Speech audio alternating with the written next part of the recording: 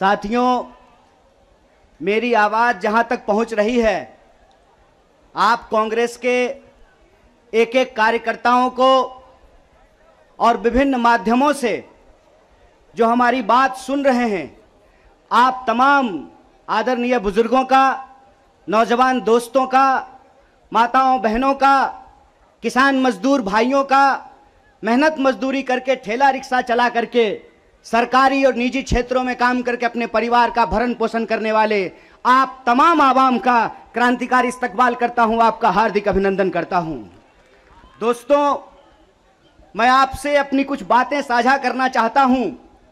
उससे पहले मैं धन्यवाद देना चाहता हूं हमारे पार्टी के तमाम वरिष्ठ नेताओं को कि आज उन्होंने बड़ी मशक्कत से मुझे यहां लाने में, आपके मौजूद पहुंचाने में मेहनत की है, क्योंकि आजकल दिल्ली पुलिस हम पे ज़्यादा मेहरबान है। दिल्ली पुलिस मेहरबान है और इस बात से हमको कोई दिक्कत नहीं है। एक्चुअली इस बात से हम लोग खुश हैं कि पुलिस अगर विपक्ष को डंडा ना मारे, पुलिस अगर विपक्ष के कुर्ते ना फाड़े, पुलिस अगर विपक्ष को डिटेन ना करे, हिरासत में ना डाले, पुलिस अगर विपक्ष को जेल में डाले, ईडी अगर विपक्ष के नेताओं को परेशान ना करे, सीबीआई आपके घर पे रेड ना मारे, इनकम टैक्स का छापा ना मारे, तो समझिए आप देश के लिए लड़ नहीं रहे हैं। और हम दिल्ली पुलिस को धन्यवाद देना चाहते हैं कि हम देश की जनता के लिए लड़ रहे हैं और आपकी एक एक परेशानी को झेलने के लिए तैयार हैं। लेकिन एक बात हम दिल्ली पुलिस के सिपाहियों को जरूर कहना चाहते हैं। भाई साहब, आप आते हैं साधारण परिवार से, आप आते हैं किसान मजदूर के परिवार से, आप आते हैं गरीब परिवार से। आप जो हमारे ऊपर डंडा चला रहे हैं ना, एक्चुअली आप अपने ही भविष्य पे और अपने ही मुद्दों के ऊपर डंडा चला रहे हैं। इस बात को याद रखिएगा, इस बात को याद रखिएगा। और रिकॉर्ड तो करते ही आप लोग, बढ़िया सा रिकॉर्ड करके गृह मंत्री को सुना दीजिएगा। इस बात को याद रखिएगा कि डीसीपी साहब प्रमोट होकर के चले जाएंगे, डीजीपी बन जाएंगे, लेकिन जो आज इस देश की आर्मी के साथ हो रहा है, वो बात किसी दिन किसी भी पुलिस के साथ हो सकता है। इस बात को याद रखिएगा, इस बात को याद रखिएगा कि आज जिस तरीके से देश के लिए जो सम्मान की बात है, जो सर्वोच्च बलिदान की बात है, अगर उनकी नौकरी को ठेके पे किया जा रहा है तो कल आपकी नौकरी को भी ठेके पे किया जा सकता है। इसीलिए कांग्रेस पार्टी पिछले 12 तारीख से यह सत्याग्रह कर रही है। लेकिन यह जो सत्याग्रह है, जंतर मंतर पे जो सत्याग्रह हो रहा है, इस सत्याग्रह का मूल कारण यह भी है कि हम सिर्फ अपने नेता को नहीं बचाना चाहते हैं। मीडिया वालों, मैं आपसे खास करके कहना चाहता हूं, हम अपने नेता को नहीं बचाना चाहते हैं। एक कहावत है, सच को आंच नहीं होता है। हमको अपने नेता की चिंता नहीं है। हमारा नेता कुछ गलत नहीं किया और सरकार उसका कुछ गलत नहीं कर सकती। इस बात को याद रखिएगा। हमको अपने नेता की चिंता नहीं होती है। और हम इस सरकार को कहते हैं, साहेब, हर चीज का एक मंत्र नहीं होता है। बीजेपी चाहती है कि हर नेता पे एक ही जंतर का इस्तेमाल कर ले। तो मैं भाजपाइयों को कहना चाहता हूं, रे भाजपा वालों, ये राहुल गांधी हैं, इंदिरा गांधी के परिवार से आते हैं, राजीव गांधी के बेटा हैं, आतंकवादी से नहीं डरे। तुम तो वैसे भी माफी मांगने वाले लोग हो भाई, तुमसे क्या डरेंगे यार। ईडी उडी से डर नहीं लगता है। ईडी से हम अपने नेता को नहीं बचाना चाहते हैं। हम बस इस देश की जनता को बताना चाहते हैं कि ईडी इनके घर पे आया क्यों है। ईडी इनके घर पे इसलिए आया है कि मोदी जी को कोई साधु बता दिया है कि विपक्ष के सारे नेताओं पे एक ही कैप्सूल इस्तेमाल कीजिए। एक कैप्सूल सबके ऊपर बराबर लागू नहीं होता है। सब धन 22 पसेरी नहीं होता है। इनको लगता है कि एक बार ईडी भेज देंगे तो कांग्रेस पार्टी डर जाएगी, कांग्रेस के कार्यकर्ता डर जाएंगे और चुप होकर के बैठ जाएंगे कि देखो देखो इसके नेता के ऊपर ईडी आ गया है, तो कार्यकर्ता को कौन पूछता है? कांग्रेस पार्टी के अंदर इस बात का जज्बा है कि अगर हम देश को अंग्रेजों से आजाद करा सकते हैं तो इस देश को हम अंग्रेजों के चापलूसों से भी मुक्त कराएंगे। इस बात को याद रखिएगा, इस बात को याद रखिएगा कि आपने देश के साथ जो खिलवाड़ किया है उस खिलवाड़ के खिलाफ हैं हम। उस खिलवाड़ के खिलाफ क्यों हैं हम? कि आपने इस देश को सपना दिखा करके, आपने इस देश के लोगों को उम्मीद जगा करके उनके साथ धोखा किया है।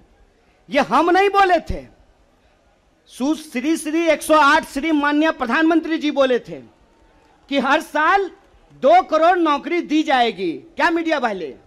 मोदी जी बोले थे ना कि हम बोले थे? अरे बोलिए ना महाराज, आपको भी बोलना पड़ेगा, याद रखिएगा इस बात को। सबकी बारी आएगी, इस बात को याद रखिएगा। अरे हमारे लिए क्या है, जब तक जेल में चना रहेगा, आना जाना लगा रहेगा, हमको कोई दिक्कत नहीं है, लेकिन बारी सबकी आएगी, इस बात को याद रखिएगा। कहे थे ना मोदी जी कि हर साल 2 करोड़ रोजगार देंगे, बोले थे कि नहीं बोले थे? अरे बोलिए ना, आप कांग्रेस के कार्यकर्ता हैं, भाजपा के थोड़ी हैं कि डर जाएंगे, बोलिए। बोले थे ना, बोले थे ना कि महंगाई कम होगी, बोले थे ना खाते में 15 लाख रुपया आएगा, बोले थे ना अच्छा दिन आएगा। आया क्या? मोदी जी के स्टाइल में पूछूं क्या, आया क्या? अब नया जुमला आया है, अब नया जुमला आया है कि हम अग्निपथ लेकर के आए हैं। एगो भाजपा का नेता ईमानदार है, कैलाश विजयवर्गीय को धन्यवाद देना चाहिए। कम से कम उसने इस देश के नौजवानों की शंका दूर कर दी। उन्होंने बता दिया भाजपा की नई योजना है तैयार, भाजपा ऑफिस में सभी नौजवान बनेंगे चौकीदार। यही योजना है ना। लेकिन मैं कहता हूं विजयवर्गीय जी, आपका बेटा बल्ला बहुत बढ़िया चलाता है, अफसर पे बैठ चला रहा था, उसको बीजेपी ऑफिस में क्यों नहीं सिक्योरिटी गार्ड बना देते हैं? मंत्री का बेटा बनेगा सेक्रेटरी, मंत्री का बेटा बनेगा बीसीसीआई का सेक्रेटरी, और किसान मजदूर का बेटा बनेगा भाजपा ऑफिस में सिक्योरिटी गार्ड। हाय रे हिपोक्रेसी, इसी को हिपोक्रेसी कहते हैं ना। और बेईमानी किसको कहते हैं? देश की जनता को लगा कि जब मोदी जी बोल रहे हैं तो सच ही बोलेंगे। मोदी जी की हर बात को मान लिया देश के लोगों ने। मोदी जी ने कहा दीपक जलाओ तो देश ने दीपक जलाया, मोदी जी ने कहा बत्ती बुझाओ तो देश ने बत्ती बुझाया, मोदी जी ने कहा थाली बजाओ तो देश ने थाली बजाया। सब कुछ किया इस देश ने, लेकिन देश अब तक इंतजार कर रहा है कि मोदी जी जो हमको कहे थे उसमें से एक भी चीज पूरा नहीं किए हैं। और ये देश की जो परिस्थिति है, इस परिस्थिति पे मुखर होकर के हमारे नेता बोलते हैं। इस बात का हमको गर्व है कि सरकार के सामने बिना झुके कोई लड़ता है अड़ करके, तो उसका नाम राहुल गांधी है। उसको डराना चाहते हैं, उसको डराना चाहते हैं, उसको झुकाना चाहते हैं। अरे आप कहते हैं मोदी जी मैं भी चौकीदार, मोदी जी के समर्थन में लोग कहते हैं मैं भी चौकीदार। ये चौकीदार नहीं हैं, ये देश के ठेकेदार हैं। और ये देश के ठेकेदार कैसे हैं? क्योंकि इस देश के लोगों का, उनके भविष्य को ये ठेके पे कर देना चाहते हैं। ये जो अग्निपथ योजना है, इसकी मोटी मोटी बात आप समझ लीजिए। मैं बड़े ध्यान से सारा प्रेस कॉन्फ्रेंस सुन रहा हूं। प्रेस कॉन्फ्रेंस में सरकार जिलेबी की तरह गोल गोल कर रही है, हर चीज को सब कुछ बोल रही है, सब फायदा गिना रही है। हो सकता है कि कोई भाजपा का मंत्री यह भी आकर के कह दे कि अग्निपथ योजना में शामिल होने के बाद आपका बाल नहीं गिरेगा। जिस तरीके से उसके फायदे गिनाए जा रहे हैं, लेकिन असली बात नहीं बताया जा रहा है। एक सिंपल सवाल है, सरकार को इस बात का जवाब देश के नौजवानों को देना चाहिए। क्या सिंपल सवाल है कि जो भर्तियां हो रही थी वो भर्ती होगी कि नहीं होगी? सवाल नंबर 1 सिंपल बात है। पहले आर्मी में हर साल 75,000 कम से कम लोग बहाल होते थे। बाद में बीजेपी ने इसको घटा करके 50,000 कर दिया और पिछले 2 साल में, अब तीसरा साल है, 50,000 लोगों को भी भर्ती नहीं की गई। बहाना क्या दिया गया? बहाना दिया गया कि कोरोना था इसीलिए भर्ती नहीं किए। हाय मोदी जी, कोरोना था तो चुनाव लड़ लिए, बंगाल में जाकर के दीदी ओ दीदी कर लिए, सब जगह चुनाव हो गया, उत्तर प्रदेश का चुनाव हो गया, बुलडोजर बाबा आ गए, लेकिन आर्मी की भर्ती नहीं हुई। यह बेईमानी है कि नहीं है? रोजगार देने में कोरोना है और चुनाव लड़ने में कोरोना नहीं है। और अगर आप बैकलॉग को देखेंगे, 50,000 को अगर मान लें तब भी 1.5 लाख बहाली होनी चाहिए थी। 1.5 लाख ये बहाली नहीं कर रहे हैं।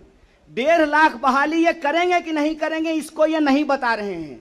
ऊपर से ये एक नया योजना लेकर के आ गए हैं। तो एक ना छोटा सा कहानी हमको याद आ रहा है। बच्चा बहुत जोर जोर से रो रहा था, कहा मम्मी दूध पिला दो, दूध पिला दो। मम्मी उसको उठा करके अलमीरा पे बिठा दी। बच्चा मम्मी को यह नहीं कहता है कि मम्मी दूध पिला दो, बच्चा चिल्ला चिल्ला करके कह रहा है कि मम्मी अलमीरा से नीचे उतार दो, नीचे उतार दो।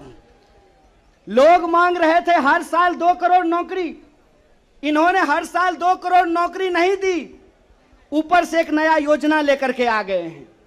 पूरा का पूरा भाजपा के तंत्र को उसमें लगा दिए हैं कि आप बताइए कि अग्निपथ के क्या फायदे हैं। अरे सिंपल सी बात है, बिहार में एक कहावत है, नहाया हुआ शरीर और खाया हुआ शरीर नहीं छुपता है। जो चीज अच्छी होती है उसका फायदा बताने का जरूरत नहीं होता है।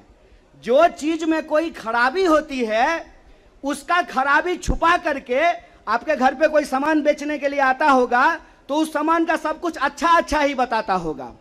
आप ट्रेन में जब जाते होंगे, बस में जाते होंगे, तो जब जूसर बेचने वाला आता है तो एक संतरा से आपको 1 गिलास जूस निकाल करके दिखाता है, और वही जूसर जब आप घर पे लेकर के जाइएगा तो आधा गिलास जूस भी आपको आपके घर में नहीं निकलेगा। ये जो बेचने की मानसिकता होती है, इस बेचने की मानसिकता के खिलाफ हैं। यह सत्याग्रह 2 लोगों के बीच में है। जावेद अख्तर ने लिखा है, इस एक हमारी एक और उनकी मुल्क में है आवाजें दो आवाज है। एक वो आवाज है जो इस देश को बेचना चाहता है, वो देश के सरकार में बैठे हुए हैं। एक वो आवाज है जो देश को बचाना चाहता है, वो सड़कों पे खड़ा है, वो जंतर मंतर पे बैठा हुआ है, वो सत्याग्रह कर रहा है। और ये सत्याग्रह हम इसलिए कर रहे हैं कि सरकार के झूठ को हम समझ रहे हैं। झूठ क्या है इनका? झूठ है कि ये लोग परमानेंट बहाली को बंद करने जा रहे हैं। परमानेंट बहालियां नहीं होगी। अगर ये परमानेंट बहाली करना चाहते हैं तो सिर्फ सेंट्रल गवर्नमेंट में 28 लाख पोस्ट खाली है। ये परमानेंट बहाली बंद करके ठेकाकरण के फायदे देश को समझा रहे हैं। जब भी देश में कोई ठेकाकरण किया जाता है तो सिर्फ उसका फायदा ही फायदा बताया जाता है। जब भी देश की कोई सार्वजनिक संपत्ति बेची जाती है तो उसका फायदा ही फायदा बताया जाता है। लेकिन इस बात को याद रखिएगा कि देश में अगर सारी सार्वजनिक संपत्तियों को बेच दिया गया तो देश का क्या होगा? एक बार आप इस बात पे विचार कीजिएगा कि अगर एयर इंडिया नहीं रहेगा, अगर नहीं होगा एयर इंडिया, तो क्या करेंगे ज्योतिरादित्य सिंधिया? समझना है कि नहीं समझना है?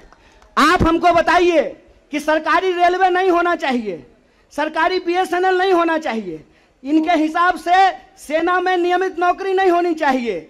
जब सब कुछ सरकारी नहीं होना चाहिए तो सरकारी प्रधानमंत्री लेकर के ढोल बजाएंगे? फिर सरकारी प्रधानमंत्री भी क्यों होना चाहिए? सरकारी संसद भी क्यों होना चाहिए? देश का मतलब होता है देश की राष्ट्रीय संपत्ति, देश का मतलब होता है देश की राष्ट्रीय सेना, देश का मतलब होता है देश के लोगों का सम्मान। इसीलिए मैं आप तमाम लोगों से यह आग्रह करने के लिए आया हूं, कांग्रेस पार्टी की लड़ाई सिर्फ अपने नेता को बचाने की लड़ाई नहीं है। कांग्रेस पार्टी की लड़ाई इस देश को बचाने की लड़ाई है। वो देश जिस देश को गांधी ने बनाया है, जिस देश को नेहरू, मौलाना अबुल कलाम आजाद ने बनाया है, उस देश को बचाने की लड़ाई है। कांग्रेस पार्टी को लेकर के भाजपा लगातार प्रचार करती है कि अगर कांग्रेस किसी चीज का विरोध कर रहा है तो सही होगा। तो आप बताइए, हम भाजपा का विरोध करते हैं, देश के संविधान का समर्थन करते हैं और उस संविधान को हमने बनाया है, कांग्रेस पार्टी ने बनाया है। इसीलिए एक कहावत कही जाती है, जाके पैर न फटे बिवाई, वो का जाने पीड़ पड़ाई। जो पार्टी देश को आजादी दिलाई है, वही पार्टी इस देश की आजादी की रक्षा कर सकती है। इसी आशा और उम्मीद के साथ कि सत्य और अहिंसा के रास्ते पर चलेंगे, सत्याग्रह के रास्ते पर चलेंगे, झूठ को हराएंगे। झूठ पे सच भारी है, सत्याग्रह जारी है, यह सत्याग्रह जारी रहेगा। बहुत बहुत शुक्रिया, बहुत बहुत धन्यवाद।